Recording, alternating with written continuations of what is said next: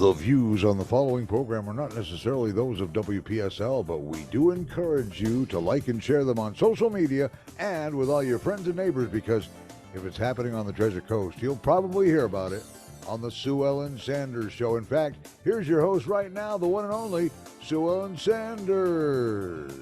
Welcome to the radio show, and Ronda Cerulli is one of my guests today, and she is the director of the safety.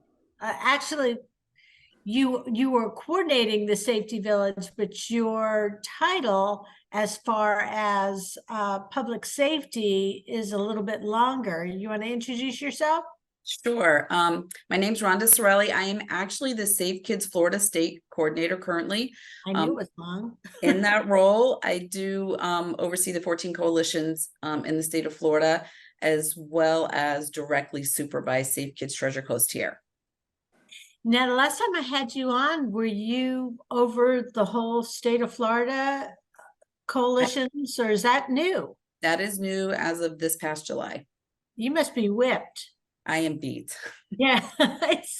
And Rob Lord is also with us, and he is on the board of directors for the Treasure Coast Safe Kids Coalition, correct?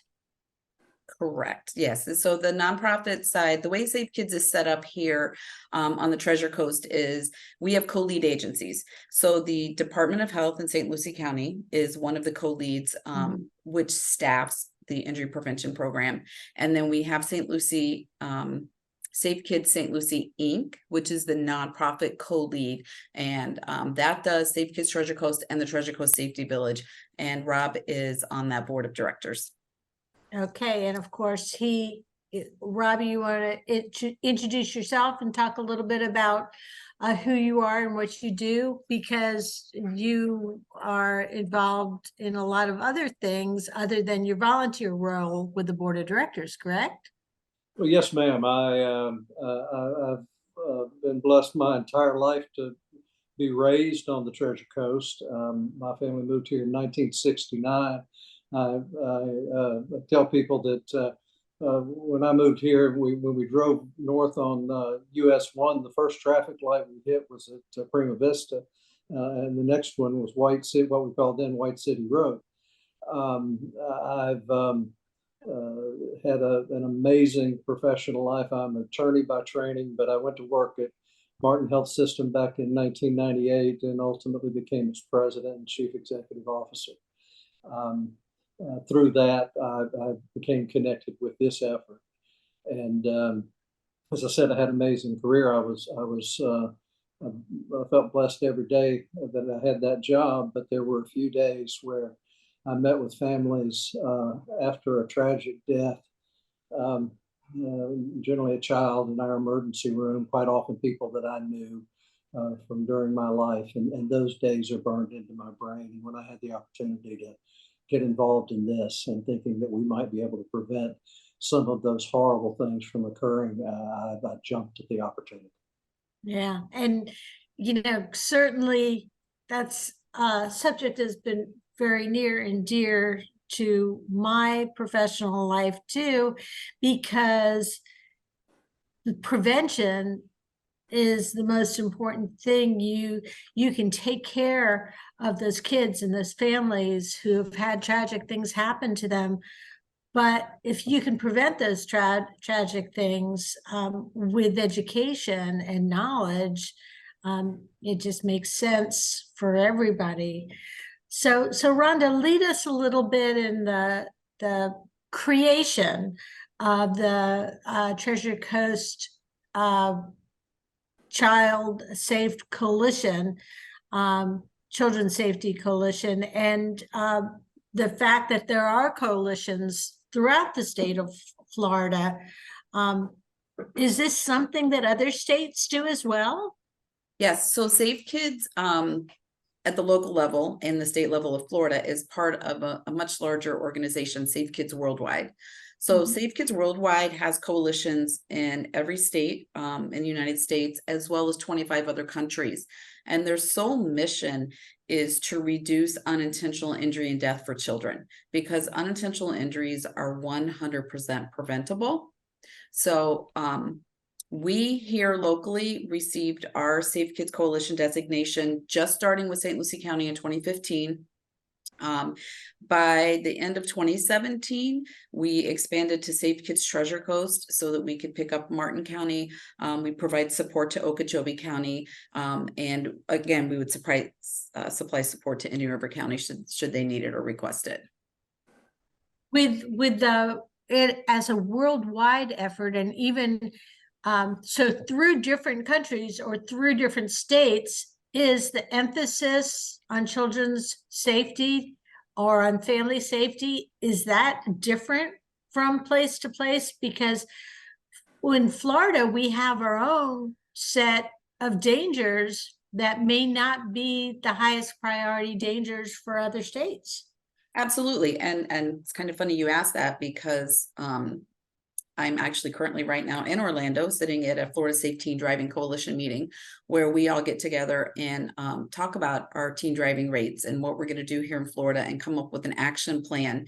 But during a break, we were discussing, our drowning rates in Florida, and that whereas if you look at it nationally, we know that it's usually a male of color who's at higher risk at the national level for drowning. But here in the state of Florida, both with adults and children, it's actually Caucasian male children who we see are at that higher risk of drowning. So whereas we here in Florida are very concerned with our drowning numbers, say somewhere like Montana is more concerned about their ATV crashes, their children on ATVs, right? So the coalitions cover any unintentional injury topic that you could think of. We have access to, should we need to go into the community and provide education. Here in Florida, we try to stick with our 5, which is our safe sleep, our drowning prevention, our bicycle safety, our pedestrian safety, and our teen driving and child passenger safety. So for child passenger safety, technically that's car seats to car keys, right? So from when they come home from the hospital to where they start driving. So those are our main focus areas. That does not mean that we can't come out and teach on medication safety and home safety and how to make your home safe for your children. Well, Rob, from your perspective, from what you've seen in your career at Martin Medical, the dangers, the injuries that you've seen vary too, but I know drownings are one of the most prevalent ways for children to die. Although right now, Rhonda, and I think you and I discussed this, that that gunshot wounds have in more recent years, the numbers have risen, so that is a big scary number too. Is that something that any of the coalitions will be addressing?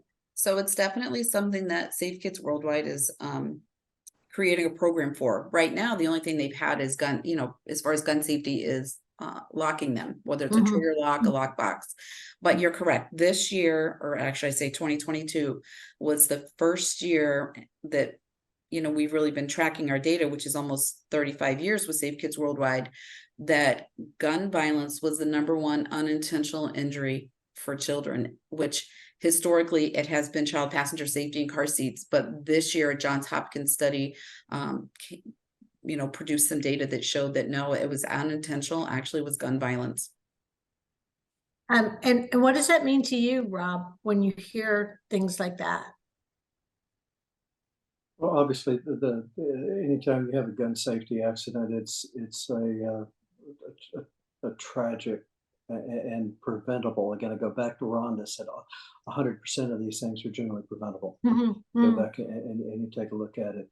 And we talk about of all the things that have been mentioned. The thing that I came across also that dealt with in my role were vehicular accidents, often involving children who were pedestrians or were out along roadways. Again, an area where this type of an organization can provide tremendous benefit, I think, to the community. But as hot a topic as it is politically in our country today, we've got to find a way to protect our children from accidents involving firearms. Right. And one way or another, and also, you know, and I don't want to be political in any way, shape, or form on this show, because we're all in it together. We all want our children to grow up to be wonderful, healthy, happy human beings. And you know what you were talking about with the accidents, the tragedies you saw in the ER.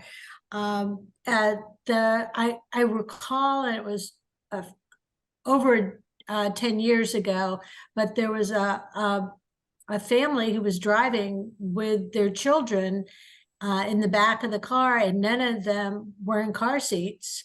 And I believe it happened in Vero Beach, and they had an accident, and all of the children flew through the windshield of the car, and all of them died.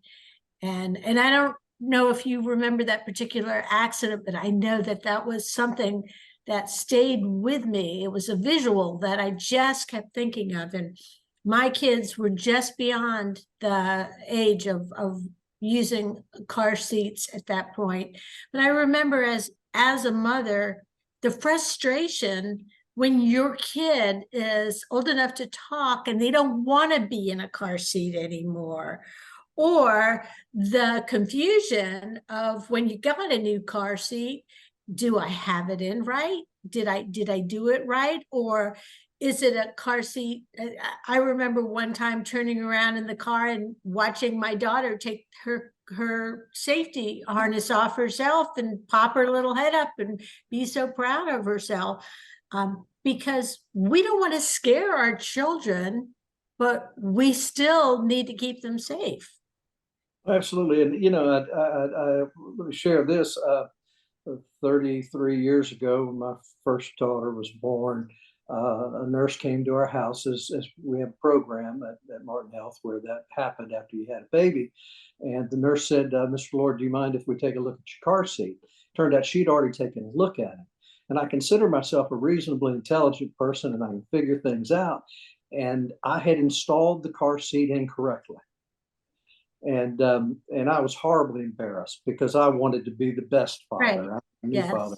And she was wonderful and talking me through that and said, this happens all the time. But it does illustrate the point that education, someone there who knows what they're doing to be of assistance. And that's what I see with the safety village. To put it into perspective, when I think about that issue in particular, but many others, what happens today in our school system is law enforcement officers and folks from fire rescue go to our schools and they do an incredible job. They are to be commended for the job that they do. They are being diverted from their normal day-to-day tasks to go and perform this other function. The Safety Village has a proven curriculum. There is a curriculum that's been used across the country. It's been proven to save lives.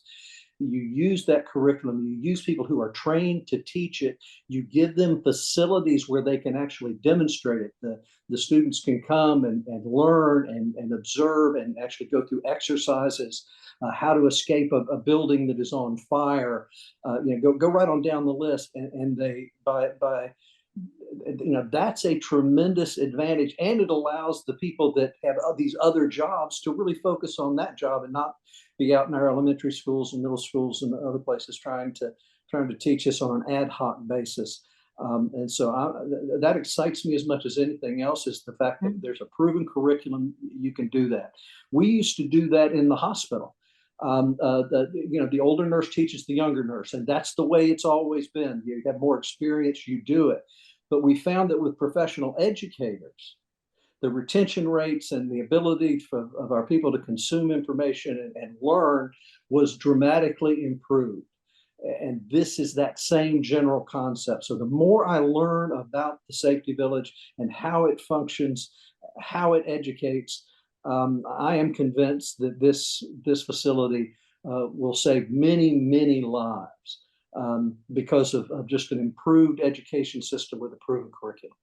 Well, a lot of us have different learning ways that we learn best, learning abilities, but just about everybody learns better when they do something than when they're told to do something.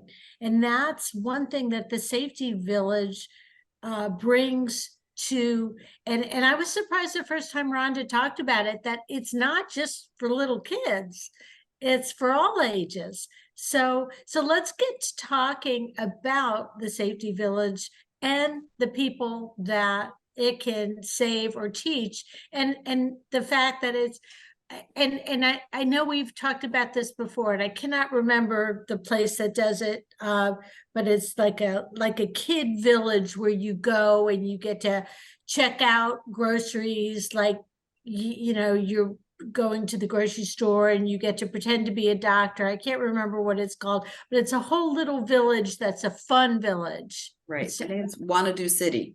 that's it. That's it. Right. And I can remember taking my children there when they were little and how excited they got about actually getting to do those things and not just read about them or hear about them or watch other people do them. And that's kind of what the Safety Village is about. So we know a little bit about the history of the Kid Safety Coalition. So tell us, Rhonda, about the history of the Safety Villages. So the Safety Villages have about a 35-year history as well as Safe Kids Worldwide. There is a group called the International Children's Safety Village. The original concept started in Canada, and then it started spreading into the United States. Right now, there's about 30 safety villages in the United States. The only other one that is in Florida currently is in Orange County. It was built in 1978. So about, I would say it was 2016, 2017, a group of 8 of us went to the Cobb County Children's Safety Village. Just to take a look and see. And the reason we did that was because you had myself with Safe Kids Treasure Coast, the public educators with the fire district and with law enforcement, all trying to get into the schools to provide safety education, whether it was water safety, bike safety, pedestrian safety, fire safety, abduction prevention, whatever it was. And with the way the schools were set up, really the only time we could get in was during a resource time, right? So now you have multiple agencies trying to get into the schools during that same resource area or hour, which was difficult for the teachers to schedule us in. Well, then also for us to really engage with the children, like right now with our bicycle pedestrian program, if we schedule a school and they want to do kindergarten through 5th grade, I can have staff in that school for 6 days all day long, which means they can't be anywhere else because they're in that school. Right. Same thing happens with the fire district and with law enforcement. So when we went to the Cobb County Children's Safety Village, we spent 2 days there and got a good grasp of what the Safety Village was. And so the children come, and it's not called a field trip because everything that they're learning at the Safety Village is part of their core curriculum. So it's in the Department of Education's guidelines. So they come, they spend a day at the Safety Village. Every 20 to 30 minutes, they rotate a station. So they're doing bike safety, they're doing pedestrian safety, they're doing fire safety, they're doing water safety, bus safety, rail safety. Now with Brightline coming in, we really have to add rail safety locally. As you were speaking, we have to adapt and change to what's coming in our areas. And so we know that with the Brightline train coming in, we're going to have to do rail safety with the children because that's not something that we've normally taught, but we'll be able to do that at the Safety Village, and they'll be able to practice hands-on. And as you were saying, children all learn differently, as do adults. So the children are going to be able to actually practice in the 3-room firehouse, it getting smoked out, getting low, finding a wall, crawl and go. We'll have an indoor pool, so they'll be able to actually see instructors demonstrating reach and throw, don't go, so that they don't get into the water to save someone. And now we have 2 children who are drowning instead of 1. So we'll be able to provide all of that. Cyber safety, let's face it, the internet is just full of predators out there, and children don't always understand how the internet is, and they think it's right there in their house or in their room when it's vast and it's worldwide. So now that I mentioned cyber safety, we thought, why make it a children's safety village like all the other safety villages in Florida? We have aging adults who are victims of scams as well, right? So they need that cyber safety and that scam prevention, CPR, emergency response, AED use, that kind of thing. Chi for balance, so that we're reducing the falls for that population. So now we've expanded it to not just be a children's safety village, but a safety village, a Treasure Coast safety village that will cover all ages.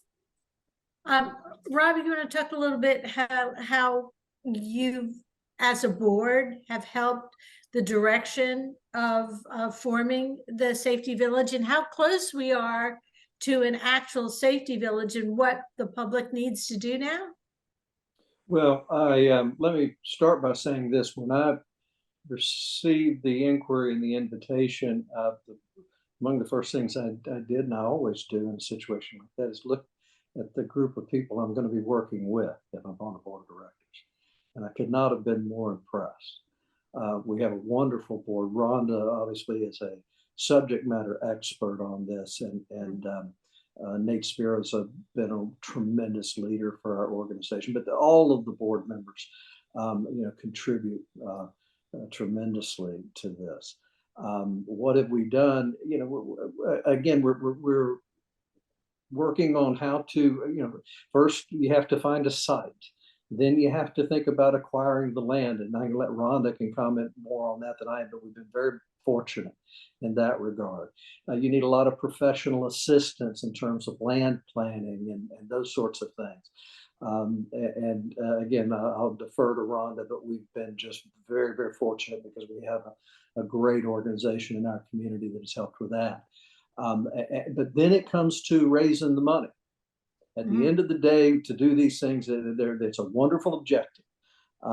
We all have things we'd love to see done, but at some point you have to figure out how you're going to pay for it. Right. And I had the privilege of overseeing a large organization that my joke was it was $1 million a day. It's what it costs to run what we have. Right. And you got to figure out how to pay for that.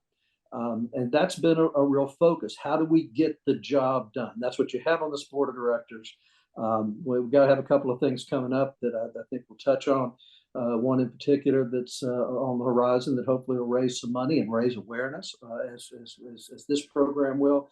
And then we're trying to find creative ways to get the community involved. And we have a wonderful donor base on the Treasure Coast of people who are philanthropically inclined. How can we get to them and get them inspired? That's if I'm honest, I think that's the biggest job that I have as a board member, and I would suspect that most of the other board members agree that we have a great plan. We have a facility design that can do all of these things. We just need to get it out of the ground and get it functioning. Okay, Rhonda, let's talk a little bit about, you've got the land, you've got the plans, and you have organizations and entities to thank for that. And then now the next step is the raising the funds. It just seems like there's so much that has to be done, so many different steps in order to actually launch a safety village. So what's the plan? So I'll give you a little history. So we originally had presented the business plan to the city of Port St. Lucie prior to the pandemic. They loved it. There was a land site that they were willing to designate for the safety village. And during the pandemic, one of our board members spoke to a local developer, because we would have taken that land site, we would have made it work, but we would have been shoehorning the village onto that site because it was just a little less than 5 acres and we needed a little more acreage. As we're coming out of the pandemic, I was contacted and asked if I'd like to meet with this land developer, as well as some folks from the city of Port St. Lucie.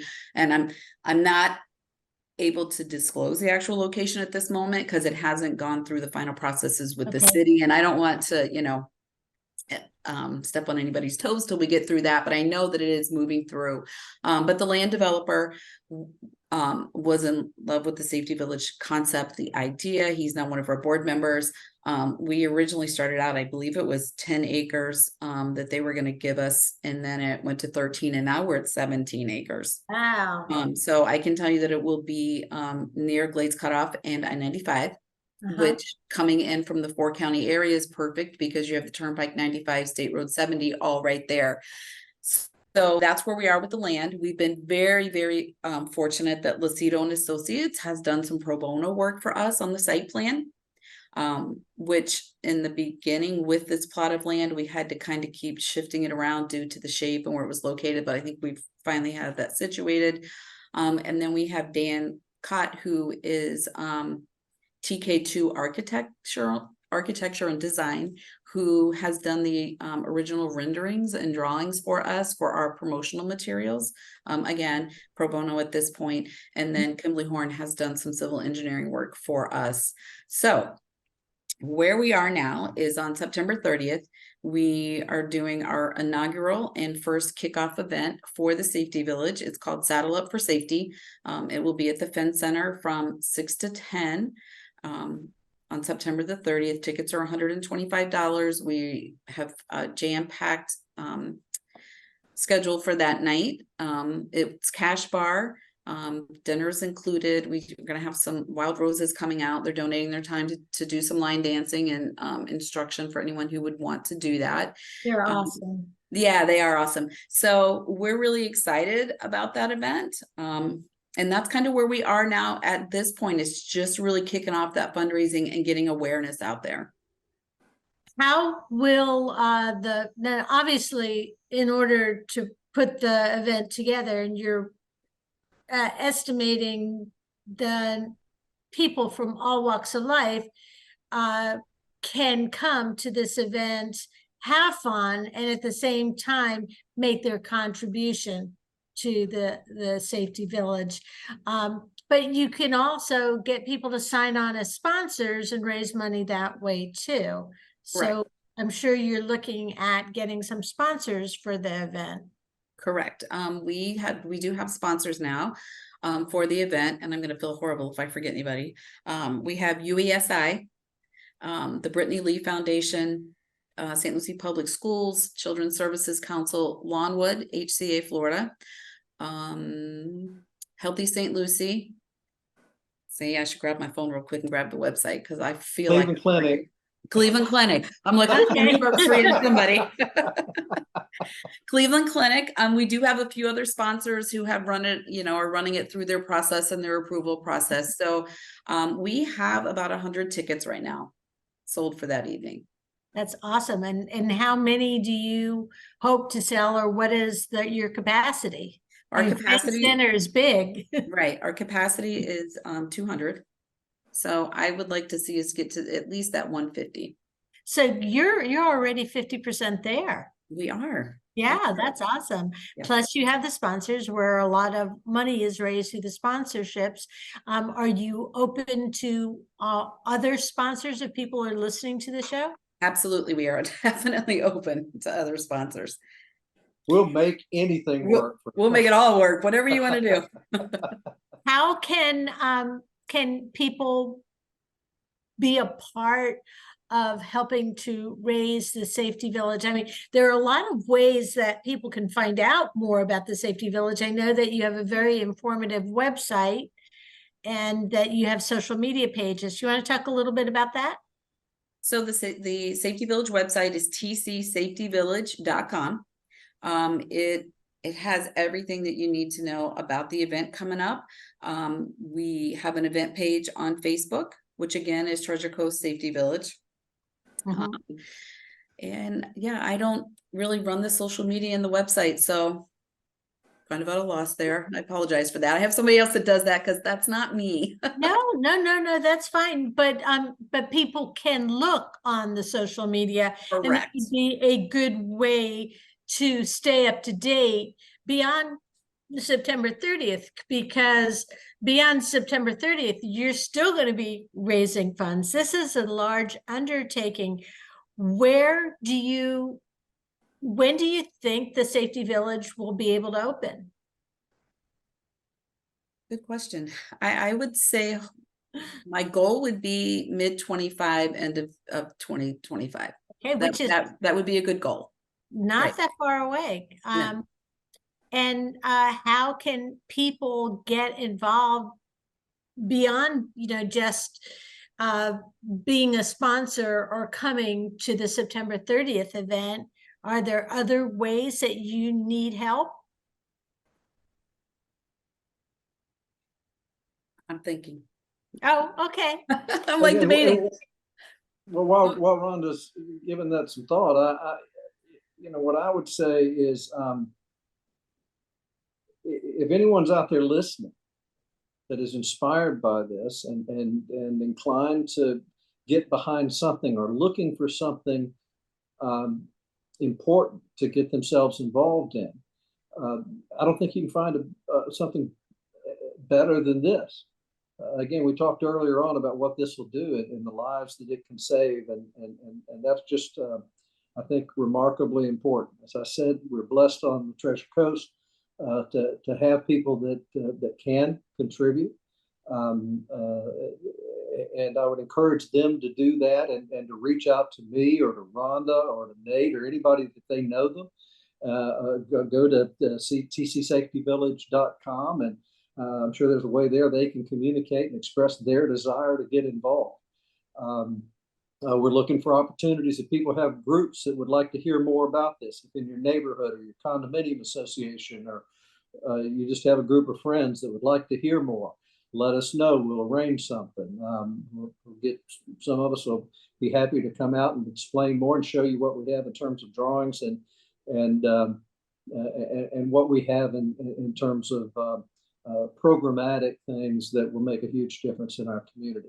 That's what we need. We need to get word out there, because I having done things like this in the hospital, worked on the neuroscience program at Tradition Hospital or the heart program at years ago. What we found was there were people that came to us and were inspired by that or saw the need and said, look, we want to get involved. We'll contribute financially, or we'll contribute our time and effort. All of those things offer great value to us, and we would appreciate those opportunities to get into those communities and have those discussions. I know that's important, and beyond a Safety Village that could be probably opening in 2025, keeping in mind that there are only right now 30 safety villages in the entire country, that between 2023 and 2025, you've got a lot of education that your coalition is continuing to do. Absolutely.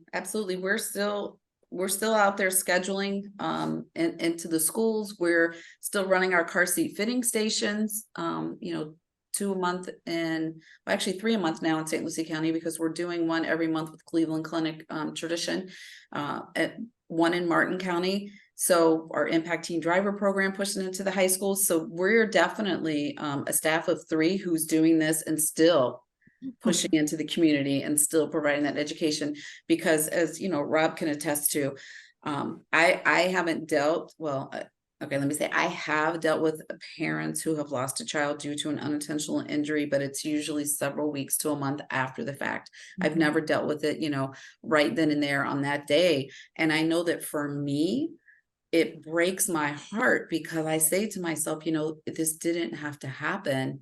And, we had a drowning this year, and right away, we heard what school this little girl attended, and we started looking because we knew we had provided water safety to the school, and we were just devastated that we went out, we provided this education, and it still happened. But once we looked a little more, she was absent the day we were there. So Oh, wow. again, we feel in our office like, could we have made a difference had she not been? But there's only staff of 3 trying to cover Wow. 2 counties and support a 3rd county. But like I said, Rob could speak more to his firsthand knowledge of why we feel this is so important. But And- yeah, but I'd go back to that, you know, what I said in the introduction. Those are, Rhonda just mentioned, you know, being there in the immediate aftermath.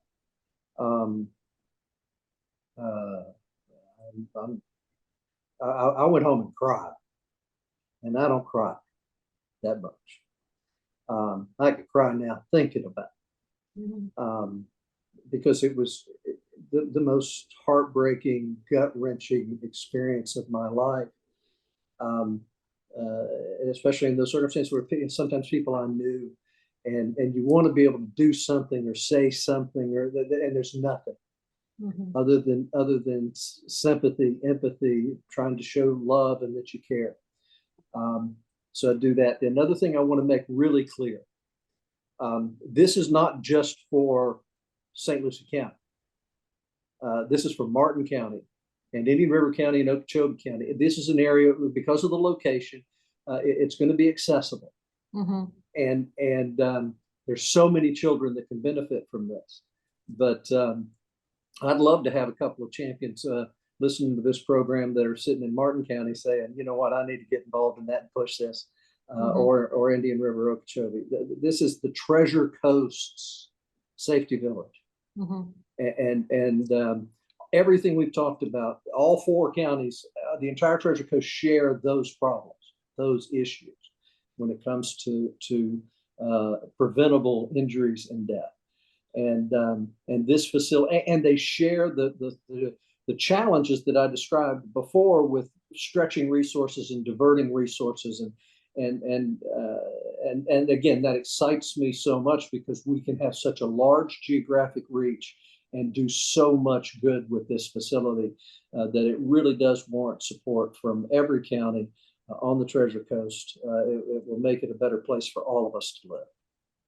And Rhonda, you talked about the drowning this year, where the child's class had received the information, but say, for example, that child's class had been to a safety village, and that those kids that had been to the safety village, you know, that would be something that they would be talking about to their family, to their friends, to the other classmates, to the other classes that didn't get to go, because it would be such an exciting way to learn about the important thing.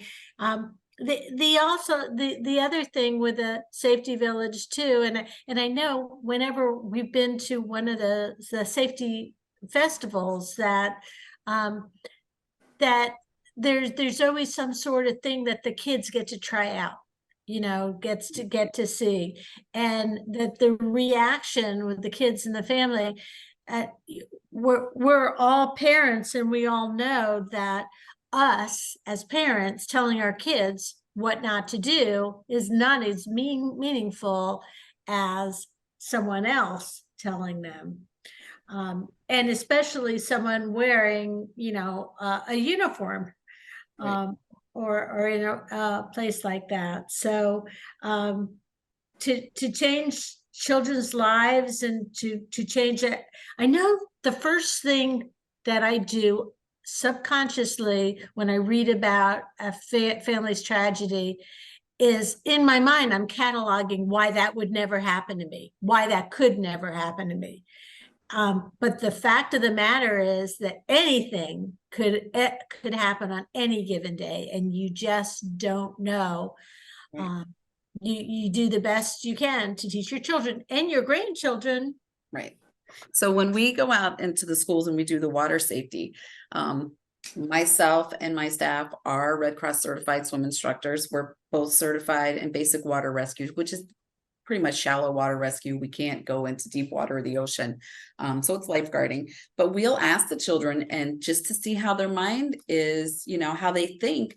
Once we tell them, you know, we're certified as swim instructors, we're certified as lifeguards, blah, blah, blah. And my first question is, do you think I could drown given the right circumstances? And I'm going to tell you that 95% say no, which Mhm. tells me that in their mindset, they think that because they can swim, they can't drown either. So then we're able to provide that education and redirect, and we do it in a friendly way. It's not scary. I always, you know, we say to them, you know, and I say, I have a pool. I don't ever swim at home alone because I don't know. What if I slip and bump my head, right? Who's going to be there to help me?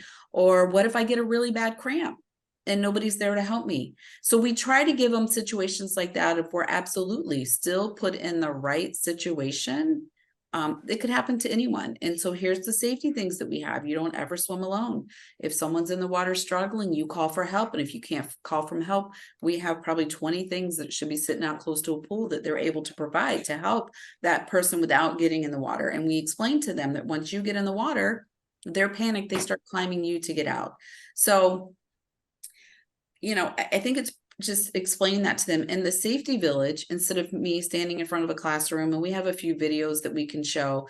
They're actually going to see instructors do the reach and throw, don't go, where they're not jumping in to get them, where they're going to be able to understand, you know, not swimming alone, always swim with a buddy. So it'll be more hands-on. It's visual. They're going to see it. And the plus to that too is we'll have an indoor pool where we can provide swim lessons year round.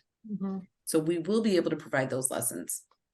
As Rhonda was, if I can, just as Rhonda was talking, the thought occurred to me. I mentioned earlier what we did in training in healthcare, and that it was this ad hoc, hand-me-down, self-study kind of a system.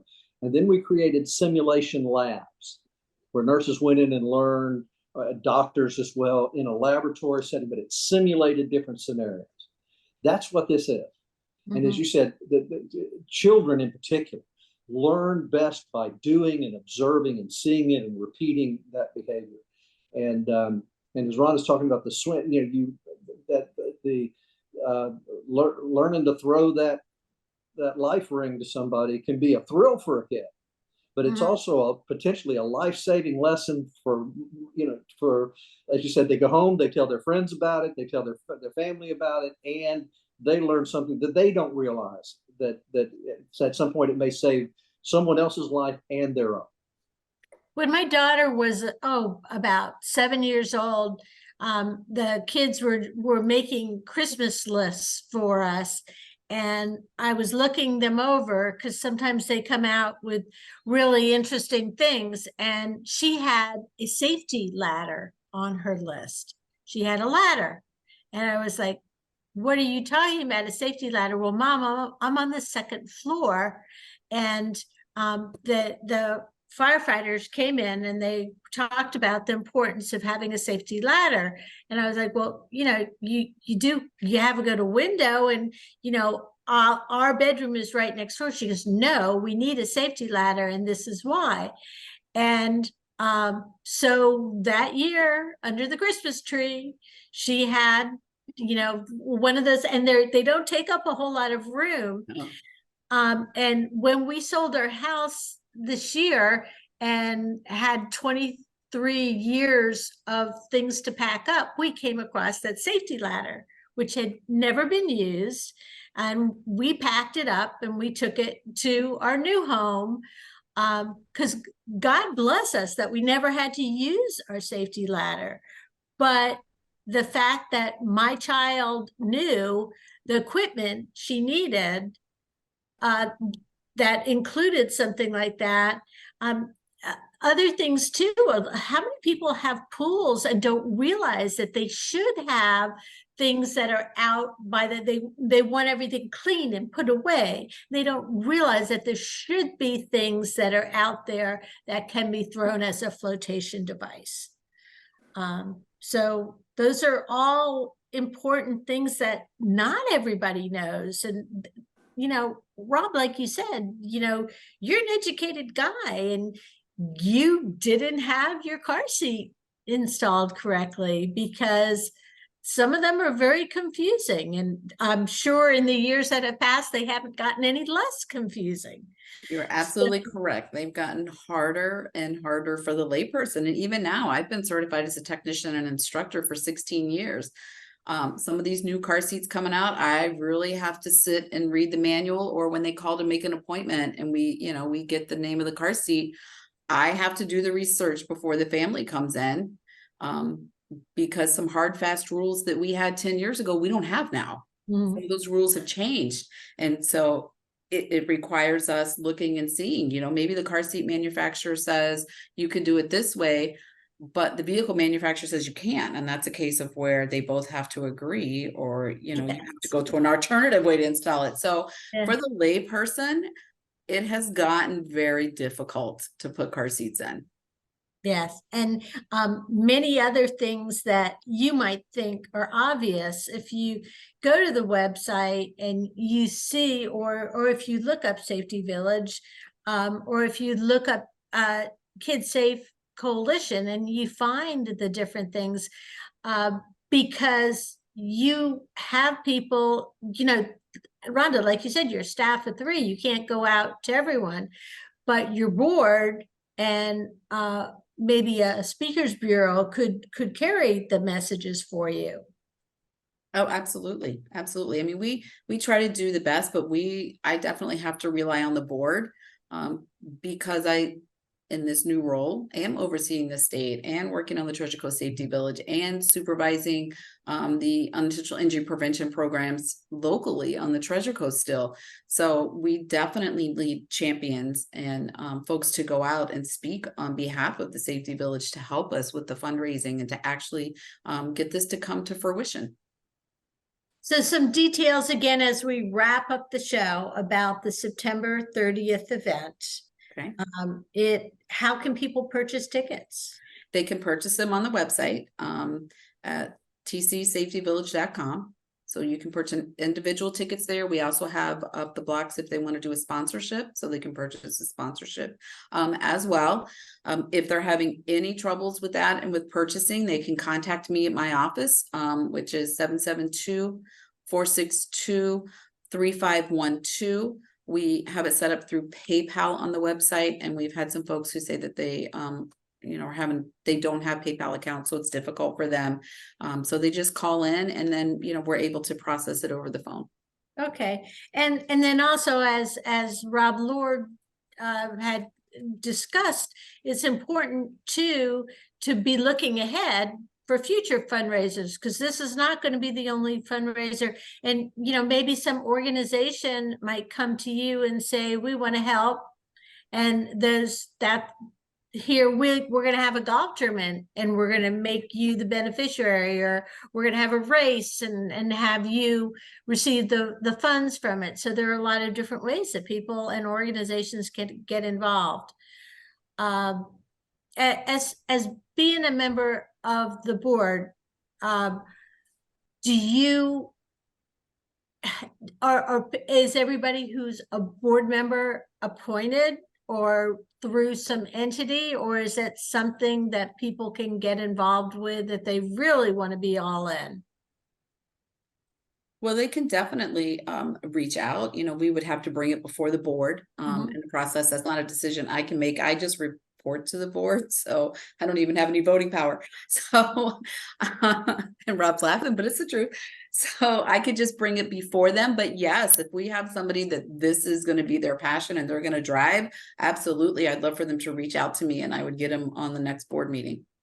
Okay. And let me add to this, if they want to do that, but they're sitting there thinking, but I really don't know anything about that. I didn't know anything about this when I joined the board, and I was very, very fortunate to have Rhonda as a subject matter expert. She's there, and they can bring you along. So you don't need any background.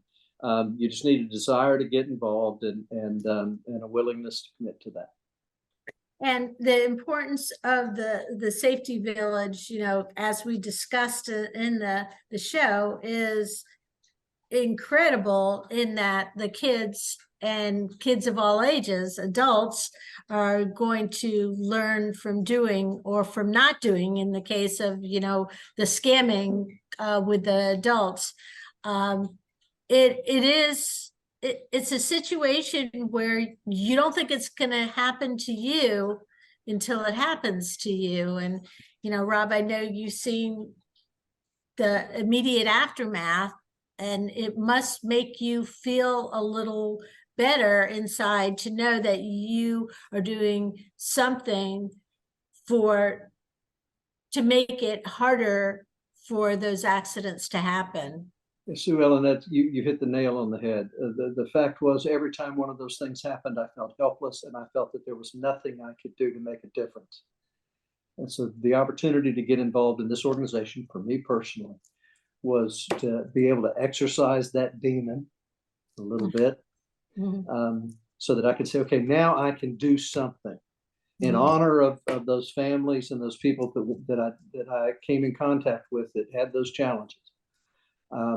I can do something today that can make a difference. And I'm sure there's a lot of people out there in the community that are just like me, that may have personally been affected by it, them or a friend or what have you. I'd encourage them. This is an opportunity when you had that event happen where you couldn't do a thing. Now there's something you can do to honor those victims of the past, and we can make it better for all children in the future. Now, Ronda Cerulli is the coordinator for not just the Safe Kids Coalition of the Treasure Coast, but also coordinates the statewide effort. And we've been talking about the Treasure Coast Safety Village, which we hope will come to fruition in 2025. But meanwhile, there are a lot of things that you can do to get involved. Rob Lord is a member of the board of directors for the Safety Coalition, and is involved in every aspect in helping to direct what's working and what's not working. You've been listening to the Sue-Ellensanders show, and Rhonda and Rob, thank you so much for joining me for the show. Maisie also is very happy to be involved at the tail end, as you could hear.